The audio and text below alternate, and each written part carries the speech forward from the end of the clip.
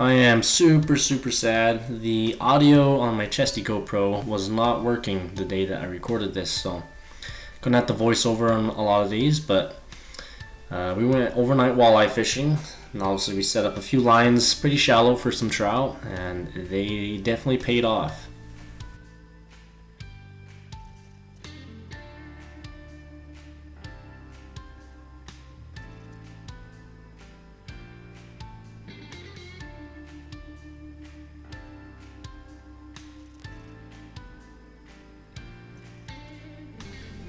I'm in a 3-month-long ice fishing tournament right now, so the biggest the biggest fish of each species gets a point. That one got me a point there for the rainbow trout species, so that was pretty good. That was an 18-incher. And then right here, I'm just rebaiting the jawjacker. Just got a little waxworm on a little ice fly there.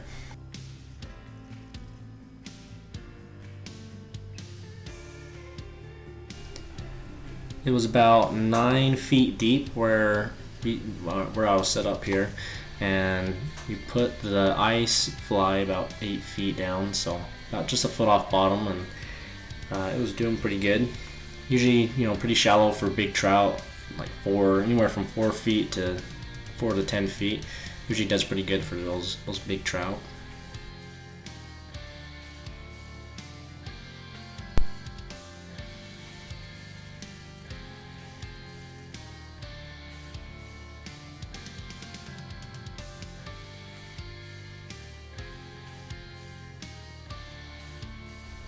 This one was actually a 1/4 inch longer than that last trout, so this one then took the lead, 18 1/4 inch. Just ran it over here to the bump board, as you can see.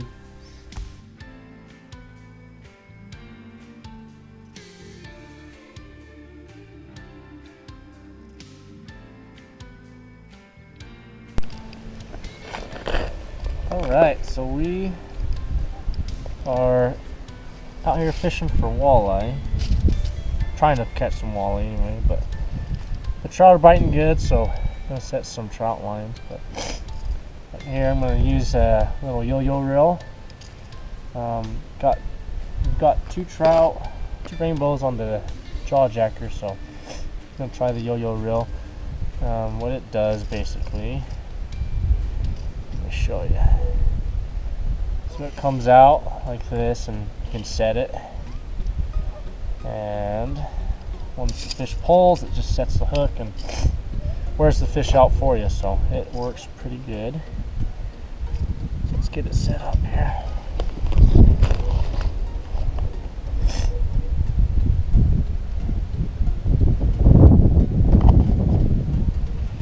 Just baiting with a little wax worm here on a jig head. The yo-yo reel is awesome. I will be putting more videos out showcasing it, but I'll also drop a link down below of the product there that you can look at it. And then right here, after moving around a little bit, finally got the first walleye of the day. Just using a little buckshot rattle spoon there, tipped with a minnow head. We were pretty deep. That walleye were pretty deep, about 39 feet, about 40 feet or so. So obviously you got to keep them at that depth. So we kept the ones we caught. Just re-tipped the buckshot spoon there and dropped down, and instantly got hit by another walleye. So it was fast action right here. The little school came in, and it was nice.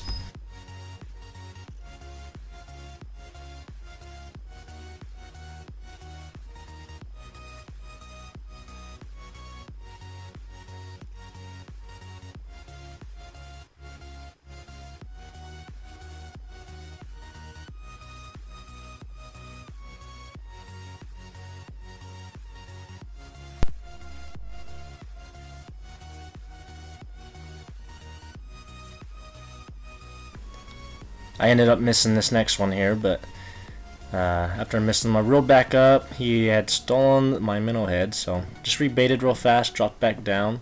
But what I'm doing here, just bouncing it on the bottom, kicking up some mud, and then bringing it up, a few inches to a foot. Once I start marking, I'll just do little movements, little slight movements, get that spoon jiggling and just raise up a little bit on it, and once I fill them, set the hook.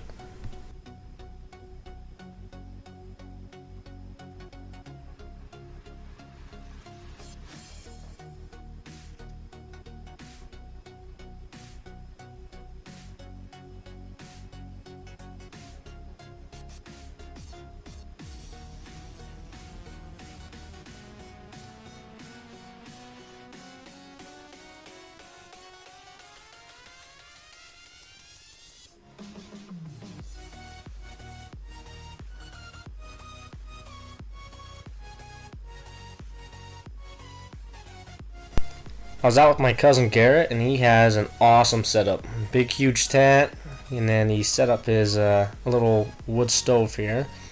That little box, that little higher up, that's a little oven.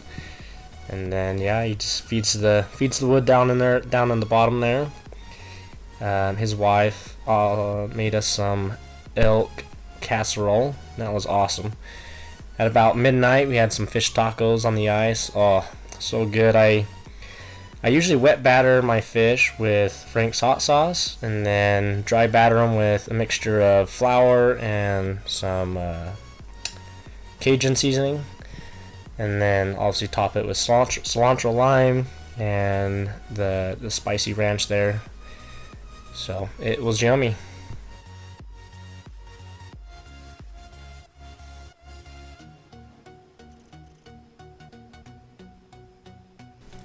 This was my overnight setup. So I got the Eskimo Quick Fish 2, pretty small tent, but I got the fish finder there, the heater in the corner, the exercise mats on the bottom, and then because that tent's so small, I just have a zero gravity chair. I don't use a cot in it. I could, but it's pretty tight with the cot.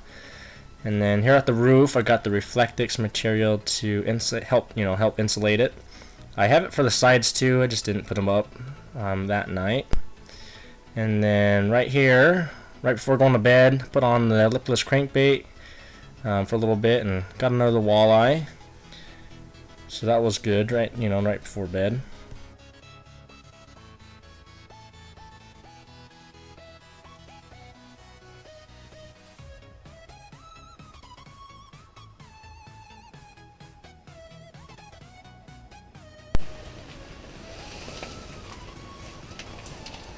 Alright, here we are. It's a little walleye. He'll be a good eater though. One thing I don't think I talked about is a little bit of ice safety. So when you're burning propane, it produces carbon dioxide and water. And when your oxygen levels get low, that's when it starts producing carbon monoxide, and that's what you don't want. So that's why you have a buddy heater. Buddy heaters automatically turn off when your oxygen levels get low, and if that fails, you always have your carbon monoxide detectors. But it's 8 a.m. this morning. I'm not marking any fish. I gotta get back home, so that's probably going to be it. If you made it to the end of this video, please give a thumbs up, leave a comment down below, and subscribe. Thanks. Bye.